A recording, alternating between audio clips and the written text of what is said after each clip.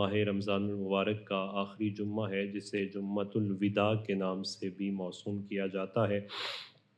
بس اسی تناظر میں ہم نے جو وداعی کلمات پر مبنی نبی پاک صلی اللہ علیہ وسلم کا ایک خصوصی خطبہ ہے، جسے علماء کرام نبی پاک صلی اللہ علیہ وسلم کے اس خطبے کو جو ہے وہ جوڑ دیتے ہیں ماہ رمضان المبارک کی ان آخری لمحات یا آخری کیفیات پر، چونکہ اس جمعہ میں خصوصی طور پر جن پہلوؤں پر بات کرنا مقصود ہوتا ہے اور جو چیزیں ہمارا مدعا الٹیمیٹ گول ہوتی ہیں، ان تمام کی طرف جو ہے وہ اشارہ موجود ہے۔ سب سے پہلے تو یہ بات سمجھنا بہت ضروری ہے کہ جمعہ کی جو فضیلت ہے، نبی پاک صلی اللہ علیہ وسلم نے اسے عید کا دن بھی قرار دیا ہے، اور عید کا دن اس اعتبار سے ہے کہ جس دن بندے کو بونس مل جائے، زیادہ چیزیں مل جائیں اور خلاف توقع کوئی چیز مل جائے،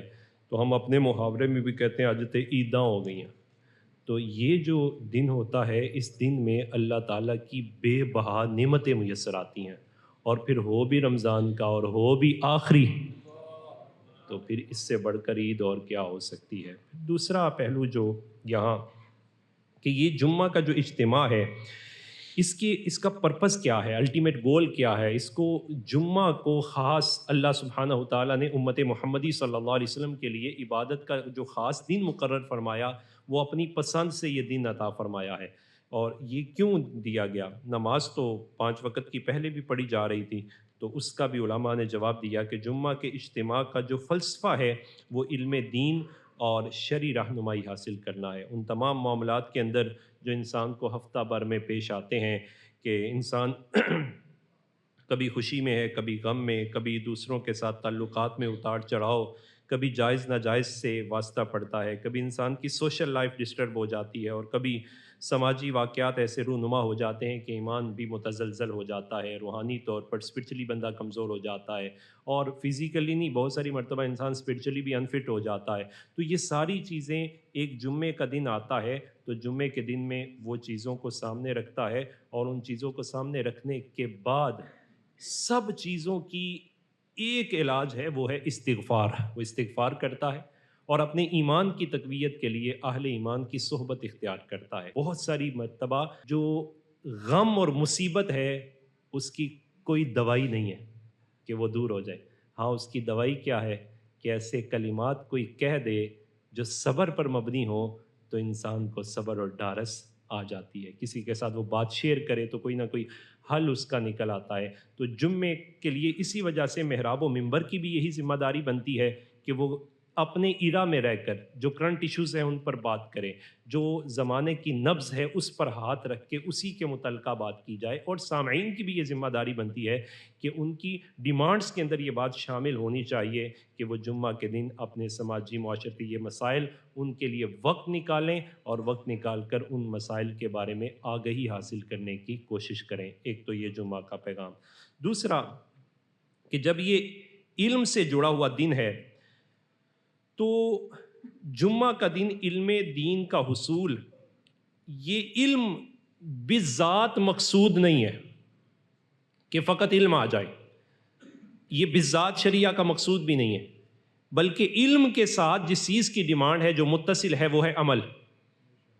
قرآن مجید فرقان حمید میں جہاں بھی کسی چیز کی ڈیمانڈ کی گئی تو ساتھ عمل کو ضرور رکھا گیا۔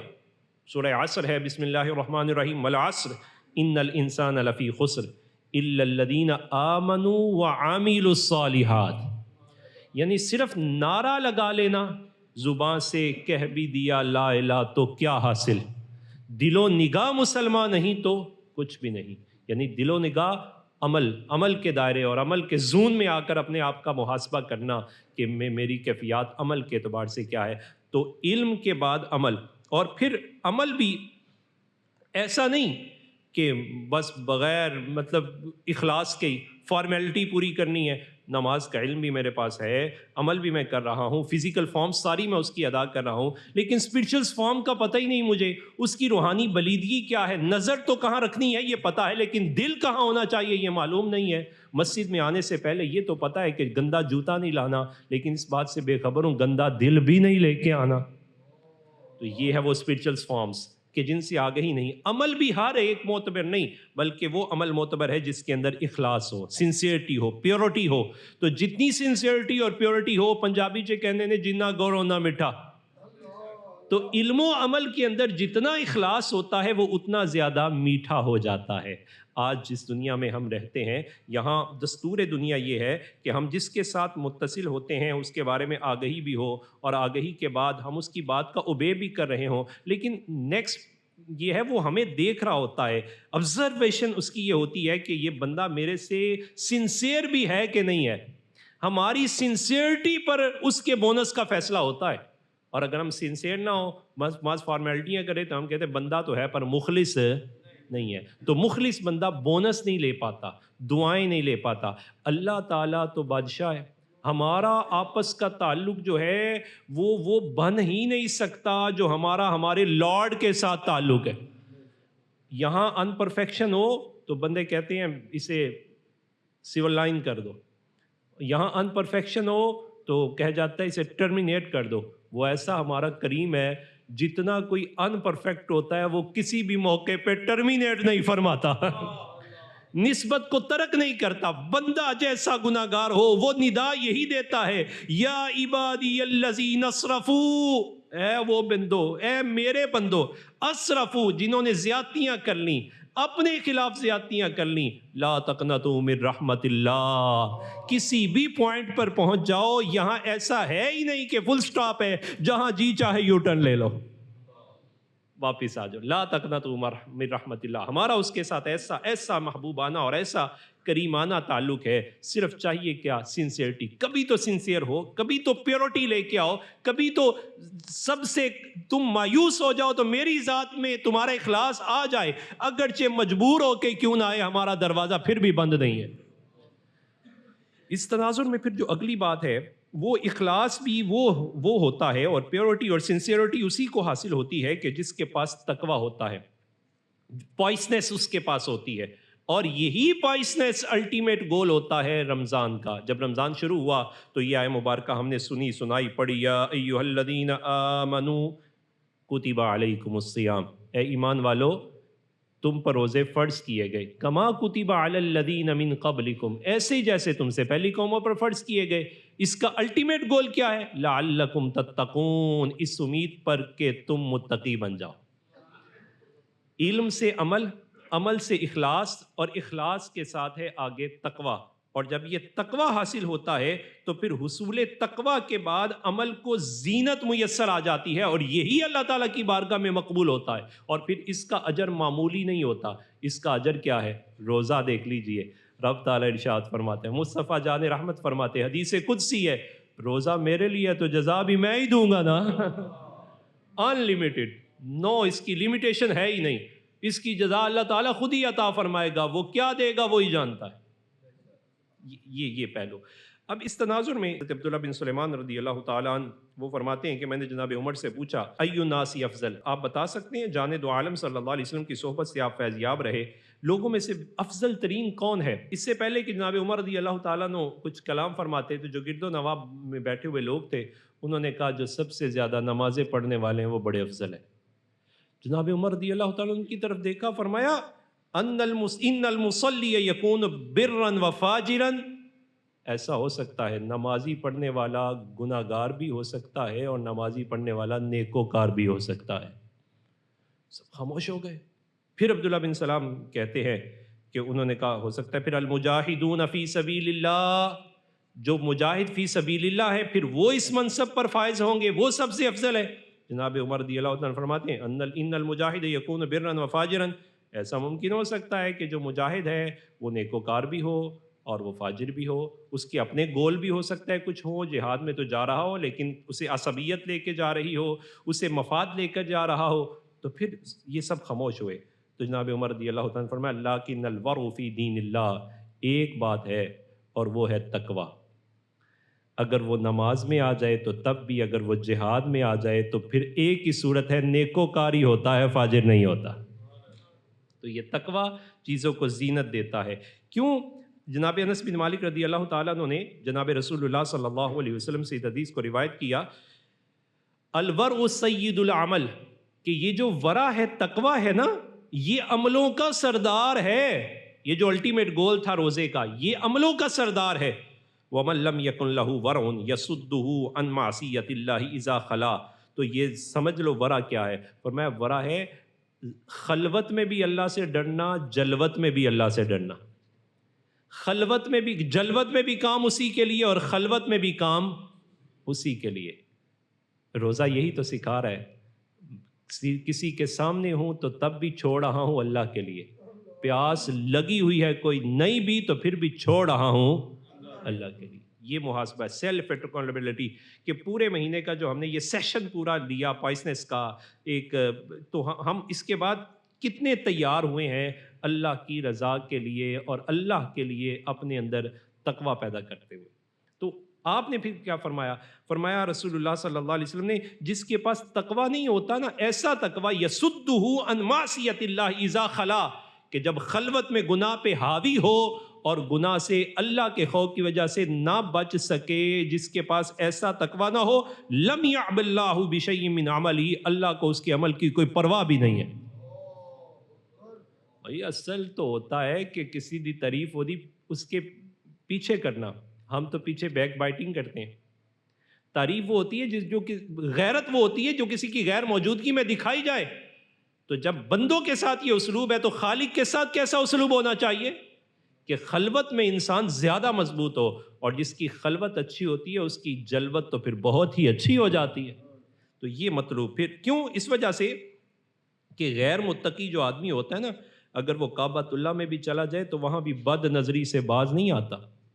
یہ اورینٹلسٹ کا ایک سوال ہے، ہم اس پر کبھی بات کریں گے کہ یہ عجیب بات ہے کہ کعبۃ اللہ میں گھومتے ہوئے مرد عورت سارے خواتین اکٹھے ہو جاتے ہیں، تو وہاں کیا ہے؟ ہمارے لیے اس کا جواب یہ ہے، وہ ہمارا امتحان ہے۔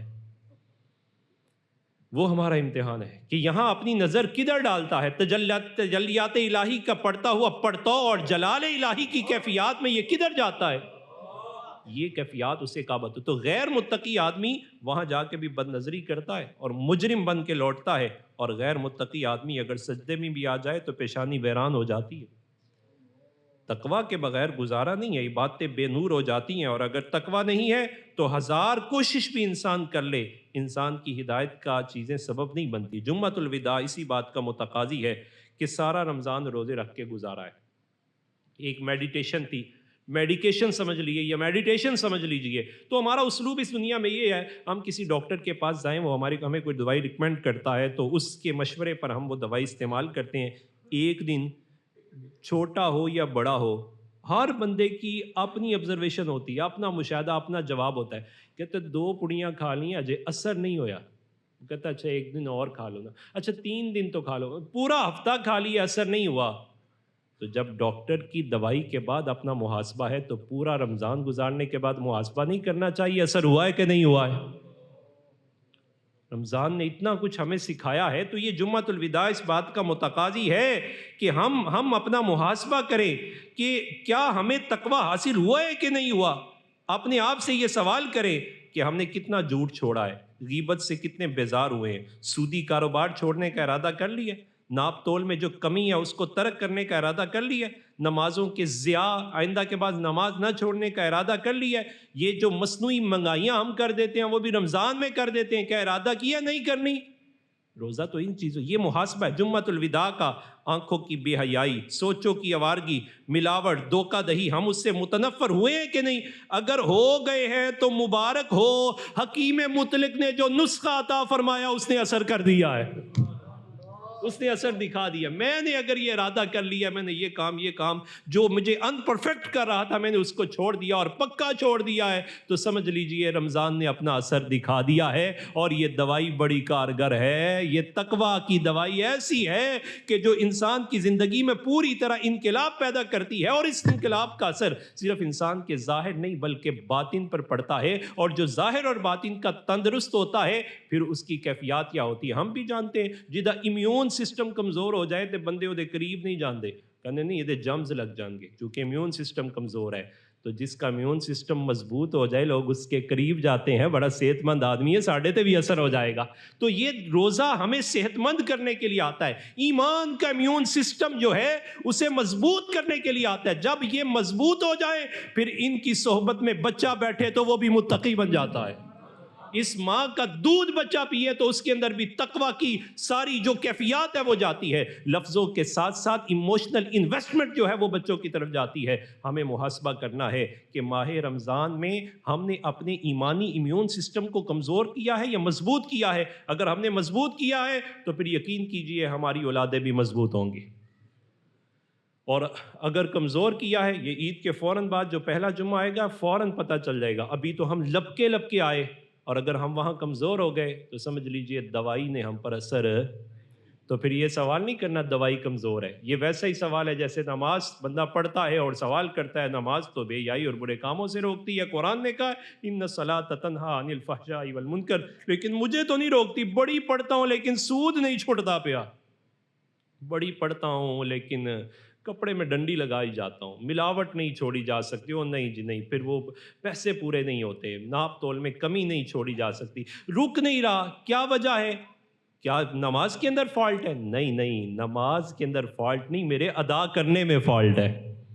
میرے روزے کے صحیح معنی کی ادائیگی کے اندر فالٹ ہے. اگر میں نے رمضان کے گزرنے کے بعد ہی اپنی زندگی کے اندر انقلاب کو پیدا نہ کیا. اسی تناظر میں انسانی تاریخ کی ان کیفیات کو بھی دیکھیے. جب حضرت امام غزالی علیہ رحمٰن جو جس ایرا کے اندر تھے وہاں بھی کیفیات ایسی تھیں کہ اثرات بہت کم ہو گئے تھے. حضرت امام غزالی علیہ رحمٰن سے کس نے پوچھا کہ آپ کوئی وصیت فرمائے, فرمایا میں تمہیں وہی وصیت نہ کروں جو اللہ نے قرآن میں وصیت فرمائی ہے.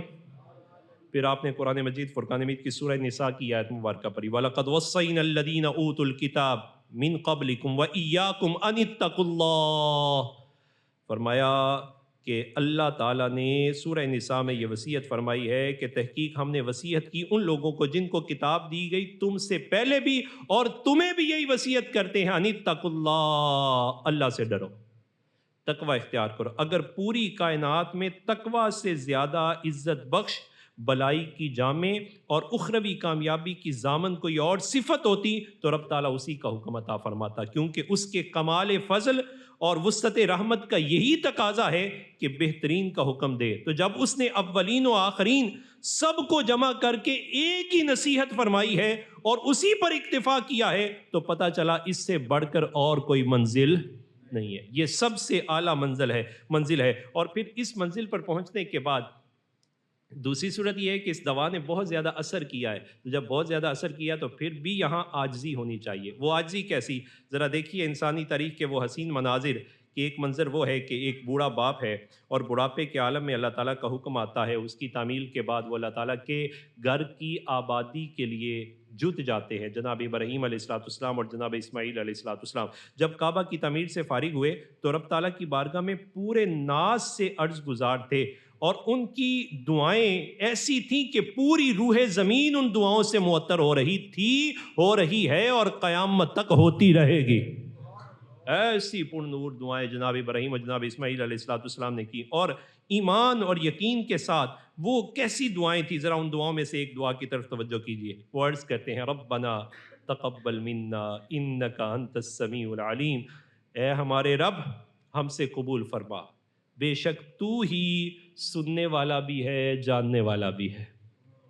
ذرا دیکھیں اور سوچیں, دو عظیم نبی ہیں, بڑی صبر آزما قربانیوں کے بعد سرخرو ہوئے, اللہ کے گھر کی تعمیر سے فراغت پر فکر یہ ہے اپنے دامن میں یہ پہلو لے کر آئے ہیں اور لپٹے ہوئے ہیں کہ اللہ تعالیٰ ان کی خدمات کو اپنی بارگاہ میں قبول فرما لے۔ اس تناظر میں سورہ آل عمران بھی ہماری رہنمائی کرتی ہے۔ رب تعالیٰ نے ارشاد فرمایا، بسم اللہ الرحمن الرحیم، یا ایھا الذین آمنوا اتقوا اللہ حق تقاتہ، اے ایمان والو اللہ سے ڈرو جیسا کہ ڈرنے کا حق ہے۔ یہ آیہ مبارکہ صحابہ کرام فرماتے ہیں اللہ سے تقوی کے اعتبار سے سب سے گوڑھی آیت ہے، سب سے مشکل۔ جب یہ آیہ مبارکہ نازل ہوئی تو صحابہ کرام رضوان اللہ علیہم اجمعین کی کیفیات یہ تھی کہ ان کے چہرے زرد پڑ گئے اور خاموش ہو گئے۔ نبی پاک صلی اللہ علیہ وسلم نے یہ کیفیات دیکھیں تو صحابہ کرام رضوان اللہ علیہم اجمعین سے جانب عالم صلی اللہ علیہ وسلم یہ فرمانے لگے، صحابہ تمہیں کیا ہوا ہے؟ کیا کیفیات ہے تمہاری؟ بہت پریشانی اور غمزدگی کے آثار ہیں۔ صحابہ کرام رضوان اللہ علیہم اجمعین نے عرض کیا، حضور یہ آیہ مبارکہ آئی ہے، یا ایھا الذین آمنوا اتقوا اللہ حق تقاتہ ولا تموتن الا وانتم مسلمون، کہ اللہ سے ڈرو، تقوی اختیار کرو جیسا کہ تقوی اختیار کرنے کا حق ہے۔ تو حضور اللہ کی شایان شان تقوی کر کون سکتا ہے؟ کہ کتنا گوڑا سوال ہے۔ اللہ کی شایان شان کون اس سے ڈر سکتا ہے؟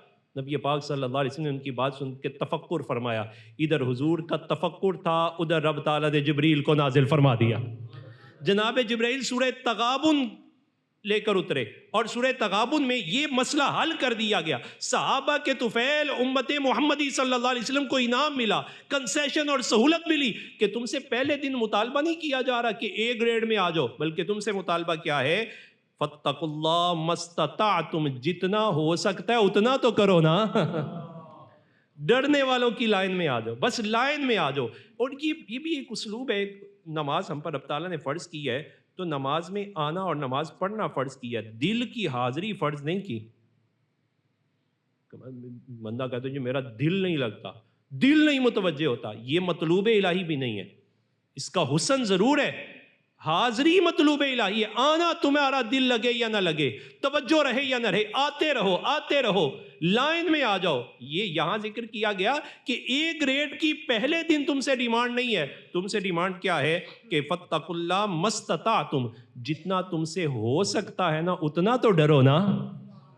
پھر دوسری بات کیا فرمائی، وَاسْمَعُوا وَأَطِیعُوا، اور سنو بھی، اور سننا ایسے نہیں کہ سنی انسنی، اس جذبے کے ساتھ سنو کہ اطیعوا تم نے اس کو ماننا بھی ہے، اس پر عمل کرنا ہے۔ تیسرا وَأَنفِقُوا خَيْرًا لِأَنفُسِكُمْ، اور تم خرچ کرو جو بہتر ہوگا تمہارے اپنے لیے۔ وَمَن يُوقَ شُحَّ نَفْسِهِ، اور جو اپنی نفس کی لالچ سے محفوظ کر لیا گیا، فَأُولَئِكَ هُمُ الْمُفْلِحُونَ، پس یہی وہ لوگ ہیں جو فلاح پانے والے ہیں۔ ذرا اس آیہ مبارکہ کی وسعت دیکھیے گا کیا ہے۔ ایک تو صحابہ کرام رضوان اللہ علیہم اجمعین نے وہ جو ریئیکٹیو موڈ تھا قرآن مجید فرقان حمید کی سورہ آل عمران کے نزول پر کہ وہ انتہائی خوف زدہ تھے، جب یہ آئی تو صحابہ کرام رضوان اللہ علیہم اجمعین اب مطمئن ہو گئے کہ اللہ کی شایان شان تو ہم نہیں کر سکتے، لیکن اپنی بندگی پیش کرنے میں کمی کوئی نہیں چھوڑیں گے جتنا کر سکتے ہیں۔ اور پھر سورہ بقرہ کی جو آخری آیات ہیں اس میں تو اور سہولت ہوگی، لا یکلف اللہ نفسا الا وسعها، بندے کو مکلف برڈن اتنا ہی ڈالا گیا ہے جتنا بندہ کر سکتا ہے۔ یہ کیسے ممکن ہے؟ ہم کارخانہ ہے قدرت کی پروڈکشن ہے، ہمارا خالق ہمارا پروردگار ہے، اس نے ہمیں پیدا فرمایا ہے، وہ ہماری ہر چیز کو بعین ہی جانتا ہے۔ یہ کیسے ممکن ہے؟ ایک کام ہم کر ہی نہیں سکتے، وہ اس کا ہمیں حکم دے دے۔ ہمارے اندر جتنی کیپیسٹی ہے اسی کے مطابق اس نے ہمیں احکام صادر فرمائے ہیں اور اسی کے مطابق ہمیں شریعت عطا فرمائی ہے۔ ہمارے لیے جو کمفرٹ زون ہے وہ شریعت ہی ہے، دین محمدی صلی اللہ علیہ وسلم ہے۔ اس آیہ مبارکہ کا پہلا حصہ اس پہلو کو بیان کر رہا ہے کہ وَاتَّقُوا مَا اسْتَطَعْتُمْ، جتنا تم سے ہو سکتا ہے تم اتنا تقوی اختیار کرو۔ یہ بات تو ٹھیک ہے کہ دین میں سختی نہیں، لیکن ہر شخص اپنی کیپیسٹی میں رسپانسیبل ضرور ہے، ذمہ دار ضرور ہے۔ نہ ہمیں یہ نعرہ لگانا ہے کہ بہت مشکل ہے اور نہ یہ کرنا ہے کہ نظر اندازی کر دیں کہ اب تو عمل کرنا ممکن ہی نہیں رہا، بہت مشکل دور آ گیا ہے۔ کیا بلال سے بڑھ کر بھی کسی نے مشکل دور دیکھا ہے؟ کیا جانے دو عالم صلی اللہ علیہ وسلم کی صاحبزادیوں سے بڑھ کر بھی کسی نے مشکل دور دیکھا ہے؟ اس سے بڑھ کر مشکل دور اور کون سا ہو سکتا ہے؟ ہمارے آقا مولا صلی اللہ علیہ وسلم نے جو ہمیں دین عطا فرمایا وہ تو بڑا بیدا ہے، چمکدار ہے، اور ہمارے پاس جتنی نعمت ہے آزادی کی اور پھر اس کے ساتھ ساتھ اس پر عمل کی، وہ تو نعمت غیر مترقبہ ہے۔ تو اس پہلو میں یہاں اس بڑے واضح انداز میں ذکر کر دیا، نہ مشکل ہے نہ نظر انداز ہے، اور نہ ہی یہاں یہ اسلوب چلے گا کہ تم جو ہے بالکل انحراف کر کے نکل جاؤ، جب ضرورت ہو تو اسے اس وقت استعمال کر لو۔ نہیں، اگر تم دین پہ چل نہیں سکتے تو دین کا خلاف کرنے سے بچ تو سکتے ہو نا، اور دین کے خلاف کرنے سے بچنا بھی دین پر عمل کرنا ہے۔ دوسرا پہلو ذکر کیا وَاسْمَعُوا وَأَطِیعُوا، اور سنو۔ ہماری پالیسی کیا ہوتی ہے؟ یار لیٹ جاؤں گے، وہ سننا پہ آتے پھر عمل کرنا پڑے گا۔ یہ تو بالکل اسلوب کے سخت خلاف ہے۔ وَاسْمَعُوا، سنو، سنتے رہو، اور سننی انسنی بھی نہیں کرنی، سننا بھی ہے اور سننے کے بعد اطیعوا، تم عمل پیرا بھی ہو۔ دین کی بات سننی بھی ہے اور اس پر عمل کی اپنی وسعت کے مطابق کوشش کرنی ہے، اور عمل کر کے ناز نہیں کرنا بلکہ اللہ کے فضل پہ معاملہ چھوڑ دینا۔ ادھر ہم کیا ہے؟ ہم کہتے ہیں نہیں دین تے نہیں، میرا جسم تے میری مرضی۔ ہمیں نوجوان نسل کو یہ بڑا اچھا نعرہ لگتا ہے، کہتے ہیں نہیں مولانا تے بڑی سختی کر دی ہے، اللہ تعالیٰ نے بندے کو با اختیار پیدا کیا ہے، میرا جسم ہے اور میری مرضی ہے۔ یہ نہیں چلے گی، یہاں آدھا تیتر آدھا بٹیر کی پالیسی نہیں چلے گی۔ یہاں پالیسی ہے کہ یا ایھا الذین آمنوا ادخلوا فی السلم کافہ۔ تمہیں سمجھ نہیں آ رہی، تمہارے لیے کمفرٹ زون اسلام ہے، اسلام میں داخل ہونا ہے تو پورے کے پورے داخل ہو جاؤ۔ اور سادہ سی بات ہے، بس انہیں جانا اور انہیں ماننا، نہ رکھا غیر سے کام۔ للہ الحمد میں دنیا سے گھر میں ہو یا باہر میں، اس وطن میں ہو یا کسی وطن میں ہو، اسلوب ایک ہی ہے کہ محمد سے وفا تو نے تو ہم دے وفائے محمد عربی صلی اللہ علیہ وسلم، شریعت محمدی صلی اللہ علیہ وسلم۔ آج خواتین بھی یہ اس پہلو پر بڑی کمزور ہو جاتی ہیں، کہتی نہیں بندے کے لیے مجھے کراس کرنی پڑتی ہے لیمٹ، بس دور ایسا آ گیا تو ویسا ہو گیا۔ سیدہ فاطمہ رضی اللہ تعالیٰ عنہ سے بڑھ کر بھی کوئی سیرت موجود ہے؟ میں نے مغربی تہذیب کو نہیں دیکھنا، آپ نے مغربی تہذیب کو نہیں دیکھنا، ہمارے لیے تو چمکتی ہوئی تہذیب محمد عربی صلی اللہ علیہ وسلم کی ہے۔ اور اقبال نے یہی بات کی تھی، اپنی ملت پر قیاس اقوام مغرب کو نہ کر، خاص ہے ترکیب میں قوم رسول ہاشمی۔ اور میں تم تو وہ ہے جنہیں دیکھ کے قومیں اپنی ڈینگی لائنیں سیدھی کر لیتی ہیں، اور تم عجیب ہو اپنی سیدھی لائن کسی کے پیچھے لگ کے غلط کر رہے ہو۔ ایسا نہیں ہوگا۔ سیدہ فاطمہ رضی اللہ تعالیٰ عنہ کو ماننے والی اور ان کی کنیزائیں، ذرا اس بات کی طرف توجہ کریں، جتنا ہو سکتا ہے اتنا کریں، اور کرنے میں اپنا ماڈل آئیڈیل بنائیں سیدہ فاطمہ رضی اللہ تعالیٰ عنہ کو۔ بات کو سنیں، اطاعت کے جذبے لے کر آئیں، اور اطاعت کے جذبوں کے اندر بالکل بے راہ روی کا شکار نہ ہو۔ سیدہ فاطمہ رضی اللہ تعالیٰ عنہ گھر پر ہے اور جانب دو عالم صلی اللہ علیہ وسلم تشریف لائے، اور نبی علیہ السلام نے دیکھا کہ نبی علی المرتضیٰ رضی اللہ تعالیٰ عنہ یہاں موجود نہیں ہے، اور سیدہ فاطمہ رضی اللہ تعالیٰ عنہ کی بھی کیفیات تھوڑی سی متغیر ہیں۔ فرمایا بیٹی کیا بات ہے؟ بیٹی نے عرض کیا کہ یہ معاملہ ہے، اخفاء کے ساتھ، یعنی دیکھیں یہ ہے اسوہ، وہ معاملہ عرض کیا تو نبی علیہ السلام نے فرمایا تو بیٹی چلو پھر میرے ساتھ چلو۔ یہ تھا امتحان۔ دنیا بڑی بڑی جگہ آ کے کہے گی بی بی آ جاؤ، ادھر آ جاؤ، یہ ہے امتحان۔ نبی پاک صلی اللہ علیہ وسلم تربیت بھی عطا فرماتے ہیں، تربیت کے بعد جانچتے ہیں۔ ایسے ہی تو نہیں کہا کہ فاطمہ جنتی عورتوں کی سردار بنا دی گئی ہے، جانچا، کہا بیٹی چلو میرے ساتھ۔ عرض کیا ابا جان کا حکم ہے یا نبی کا حکم ہے؟ تو عرض کی کر نبی پاک صلی اللہ علیہ وسلم فرمایا بحیثیت والد حکم دے رہا ہوں۔ فرمایا پھر میرے نبی نے حکم دیا ہے اپنے شوہر کی اجازت کے بغیر گھر سے قدم باہر نہیں رکھنا۔ نبی پاک صلی اللہ علیہ وسلم وہاں سے نکلے، دیکھے تو مسجد نبوی میں جناب سیدہ علی المرتضیٰ رضی اللہ تعالیٰ عنہ لیٹے ہوئے تھے، اور لیٹے بھی مٹی پر تھے اور مٹی جسم پہ لگی۔ اب دیکھیں اس خاتون خانہ کی حکمت اور خاتون خانہ کی شوہر کے لیے غیرت، اس کا فیضان اس حالت میں بھی مولا علی کو ملا۔ جانے دو عالم صلی اللہ علیہ وسلم نے محبت بڑی ٹھوکر لگائی اور کہا کم یا ابت تراب، اور مٹی پہ لپٹے ہوئے اٹھ جانا، ذرا اٹھ جا۔ تو یہ دیکھیں یہ ہے وہ زون، کتنا کمفرٹ ہے، کتنا ایزی ہے اور کتنا اچھا ہے۔ ایک خاتون کے لیے سیدہ رضی اللہ تعالیٰ عنہ سے بڑھ کر اور کوئی اسوہ نہیں ہو سکتا۔ آج مورل ریلیٹیوزم وہ انسان خواتین پر خصوصی فوکس کیے ہوئے، فیمینزم پوری طرح ہماری موڈیسٹی کے مقابلے میں آ گیا ہوا ہے، حیا باختگی جو ہے اور حیا کو چھیننے کی کوشش کی جا رہی ہے، وہ ساری حیاؤں کو پرے کرے اور اسے کہے میرے لیے ایک ہی کافی ہے اور وہ چادر تطہیر زہرا کافی ہے۔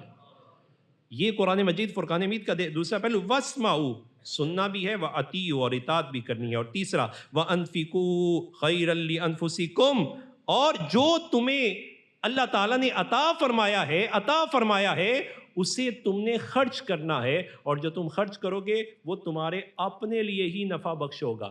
عورت کو اس وقت ایک پروڈکٹ کے طور پر پوری دنیا استعمال کرتی ہے، ایک بازاری اشتہار کے طور پر۔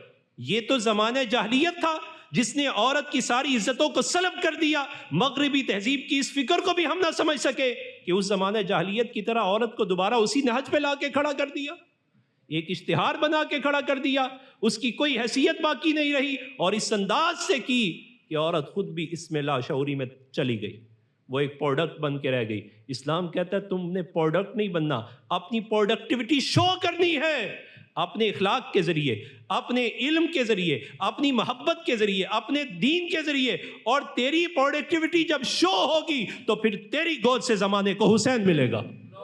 حضرت اقبال جب اس پہلو پہ آئے تو روتے ہوئے کہا بطول باش و پنہا شو از اثر، کہا میری بہنوں میری بیٹی بطول باش، بننا چاہتی ہے تو فاطمہ کی بیٹی بن، فاطمہ تو زہرا بن، بطول باش و پنہا شو از اثر۔ زمانہ تجھے کھینچنے کے لیے آئے گا، کبھی ادھر سے کبھی ادھر سے، کبھی کوئی تہذیب کبھی تو کوئی تہذیب، تیرے لیے ایک ہی تہذیب ہے اور وہ ہے چادر اور چار دیواری کا تقدس۔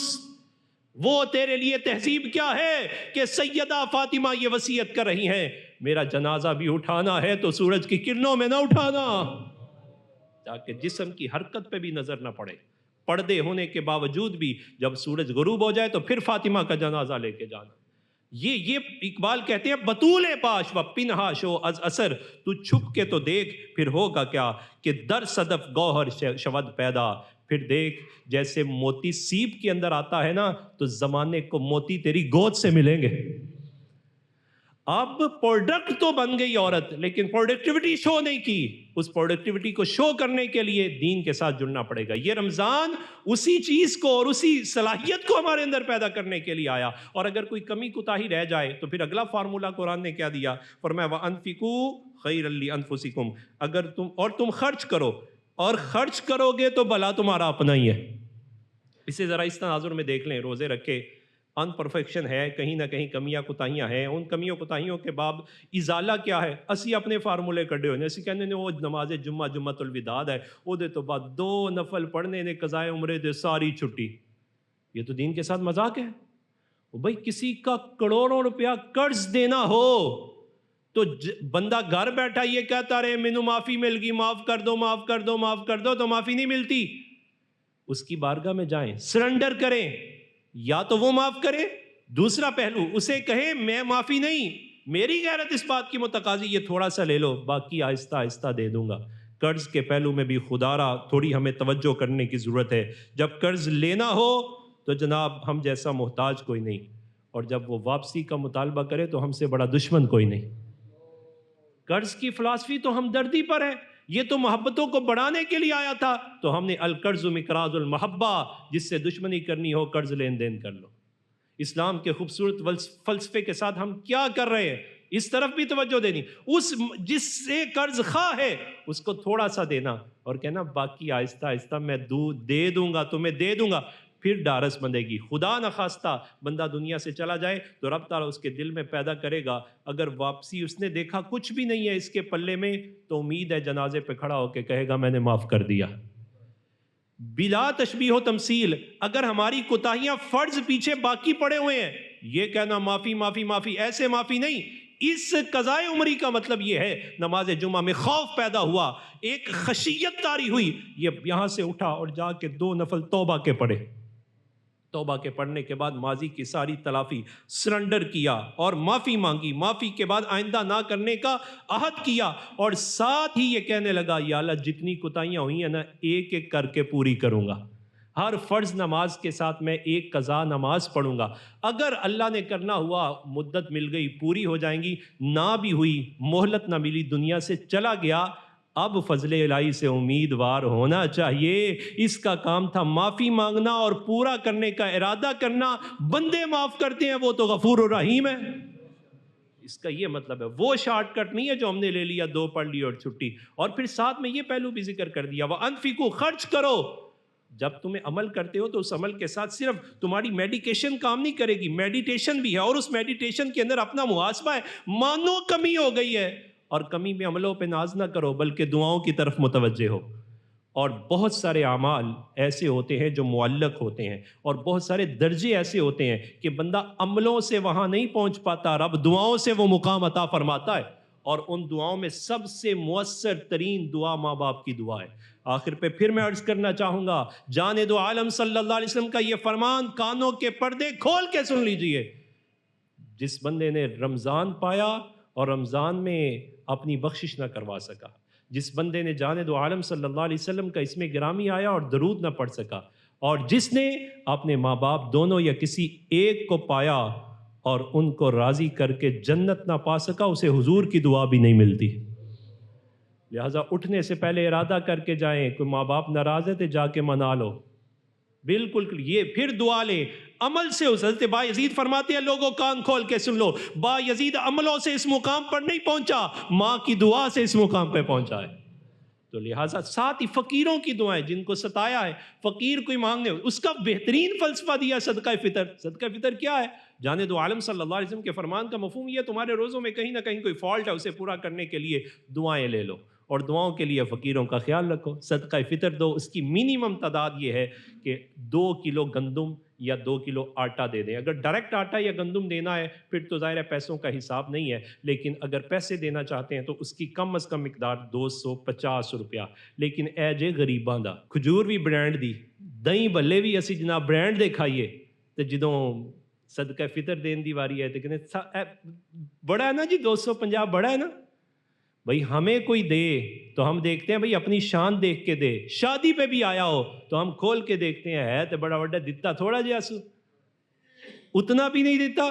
اللہ کی بارگاہ میں جب دینا ہے، اللہ میرے آپ کے سینوں کے راز کو جانتا ہے، میرے آپ کے بینک بیلنس کیا ہے وہ جانتا ہے، لہٰذا خوش دلی سے خیرا لانفسکم دو گے تم تو بلا بھی تمہارا اپنا ہی ہوگا۔